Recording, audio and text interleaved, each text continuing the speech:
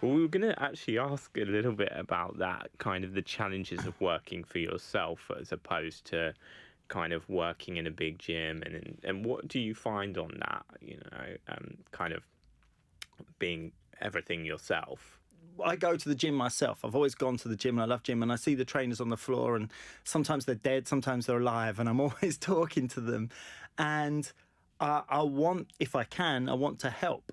And I do think that gyms could do a lot more for trainers.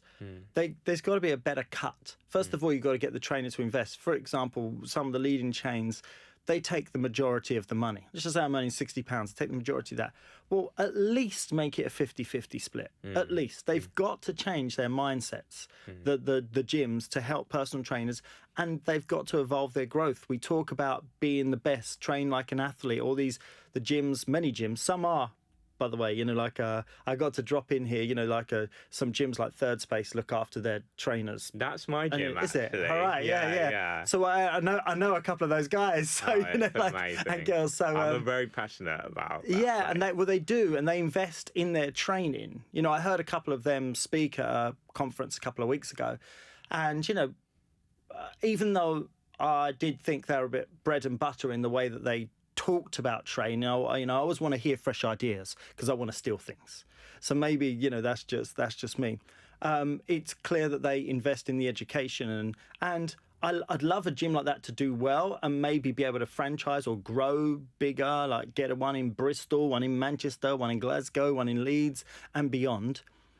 Because if they're setting a standard that's a good standard and helps elevate trainers and therefore elevates the people that go to gyms, and that can just be the general user. You go out, you look out, and you can see, that's how I do it. This is the standard. Oh, that's how you should lift. Or you want a trainer that's open to someone coming to you and going, can you show me this? Because I would. That's the difference. I'm not going to say, oh, yeah, I will if you come train with me for 60 quid. It's a pleasure for me to show you that one tip. If you want to come train with me, yeah.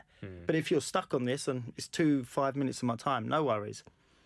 And to go back to that, to what we're saying at the beginning about the actual gyms, it's so true that method isn't employed in a lot of the other gyms. So I think perhaps you've got to go to a gym, build up your base, build up your knowledge, be around other trainers, be around that environment, put in an apprenticeship, as it were. I've been an intern myself in training, which is something I would massively advise that isn't really done in the UK. And there you're going to grow, you're going to learn, and maybe you'll say, I like this, I don't like that. And ultimately then you can go on into the big bad world yourself, but you're equipped to go on into that big bad world. So, some people might just want to stay in the gym. Trainers, it might really suit them and their vibe and stuff like that. But a lot of trainers are ambitious, right?